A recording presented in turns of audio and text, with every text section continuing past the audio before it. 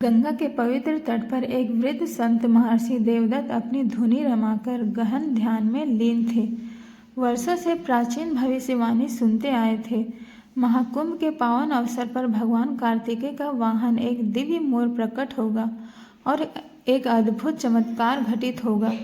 कई श्रद्धालुओं ने इसे मात्र एक किंवदंती समझकर समझा, लेकिन महर्षि का विश्वास अड़ग था कि यह घटना उसके जीवन काल में अवश्य घटित होगा।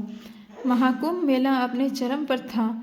लाखों श्रद्धालु गंगा, यमुना और अदृश्य सरस्वती के संगम में आस्था की डुबकी लगा रहे थे। चारों ओर मंत्रों का उच्चारण, शंख ध्वनि और घंटियों की गूंज थी।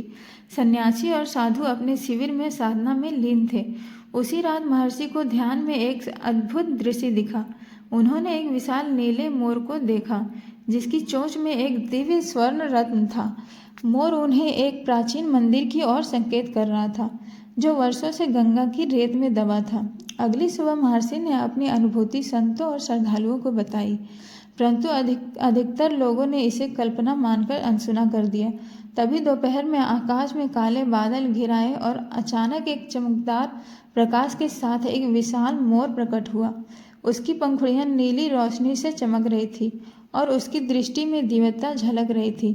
मोर धीरे धीरे गंगा तट की ओर उतरा और साधुओं के शिविर के पास स्थित एक प्राचीन शिला पर बैठ गया। जैसे ही मोर ने अपनी चोंच से शिला को स्पर्श किया, धरती गूंज उठी और शिला धीरे धीरे खिसकने लगा। उसके पीछे एक प्राचीन गुफा का द्वार खुल गया।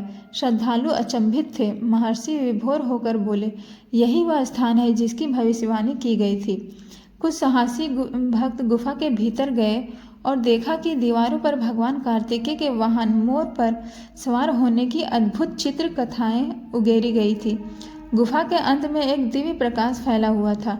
जैसे ही संत और भक्त उस स्थान पर पहुंचे, वहां भगवान कार्तिकेय की एक प्राचीन स्वर्ण प्रतिमा विद्यमान थी। प्रतिमा की आभा से गुफा प्रकाशमान हो गया। तभी वहां उपस्थित एक मूंग बालक, जो जन्म से बोलने में असमर्थ था, अचानक स्पष्ट शब्दों में बोला, भगवान प्रकट हो चुके हैं। यह सुनते ही सभी की आंखों में श्रद्धा के आंसू छलक पड़े। संतों ने निर्णय लिया कि स्थान पर एक भव्य मंदिर का निर्माण कराया जाएगा। मोर ने धीरे धीरे अपने पंख फैलाए और एक सुनहरी आभा में परिवर्तित होकर आकाश में विलीन हो गए।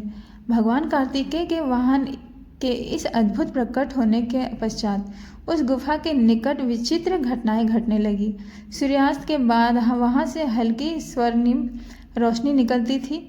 महर्षि देवदत्त ने ध्यान में भगवान कार्तिकेय का दिव्य संदेश सुना। यह स्थान अब केवल एक तीर्थ स्थान नहीं, बल्कि साधना और ज्ञान का केंद्र बनेगा। संतों ने इस आदेश को स्वीकार कर गंगा तट पर एक भव्य आश्रम की स्थापना की। आश्रम में 3 प्रमुख नियम बनाए गए, भक्ति और आत्म संयम, शिक्षा एवं ज्ञान का प्रचार था, तथा सेवा एवं परोपकार। धीरे धीरे यह स्थान संतों, विद्वानों और श्रद्धालुओं के लिए आध्यात्मिक केंद्र बन गया। एक दिन गंगा आरती के समय आकाश में पुनः वही दिव्य मोर प्रकट हुआ।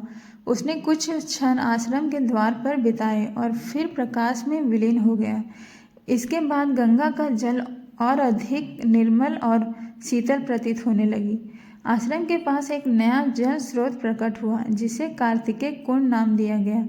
जब इस चमत्कार की चर्चा विक्रम सिंह तक पहुंची तो वे स्वयं महाकुंभ में आए और भगवान कार्तिकेय की प्रतिमा के दर्शन किए। उन्होंने आश्रम को स्वर्ण मुकुट अर्पित किया और ध्यान, योग एवं आयुर्वेदिक चिकित्सक केंद्र की स्थापना में सहायता की। यह स्थान अब केवल धार्मिक ही नहीं, बल्कि आध्यात्मिक और आरोग्य भी बन गया। कई वर्षों पश्चात महर्षि देवदत्त को ध्यान में भगवान कार्तिकेय का दिव्य संदेश प्राप्त हुआ। यह स्थान अब एक नए युग का केंद्र बनेगा। जो भी सच्चे मन से यहाँ आएगा उसे मेरी कृपा प्राप्त होगी। यह सुनते ही संतों और श्रद्धालुओं की आस्था और प्रबल हो गई। आज भी महाकुंभ के अवसर पर लाखों श्रद्धालु यहाँ आते हैं और भगवान कार्तिकेय के वाहन मोर के दिव्य चमत्कार को स्मरण करते हैं। कई भक्तों ने अनुभव किया है कि रात में गंगा जल स्वर्णिम आभा से चमकता है और कभी कभी एक नीले मोर की झलक भी मिलती है। यह इस सत्य का प्रमाण है कि भगवान कार्तिकेय अपने भक्तों का साथ सदैव उपस्थित रहते हैं और उनकी कृपा अनंत है। भगवान कार्तिकेय की जय हो। वीडियो अच्छी लगी हो तो चैनल को सब्सक्राइब करें, वीडियो को लाइक करें, शेयर करें। मिलते हैं नेक्स्ट वीडियो में, तब तक के लिए धन्यवाद।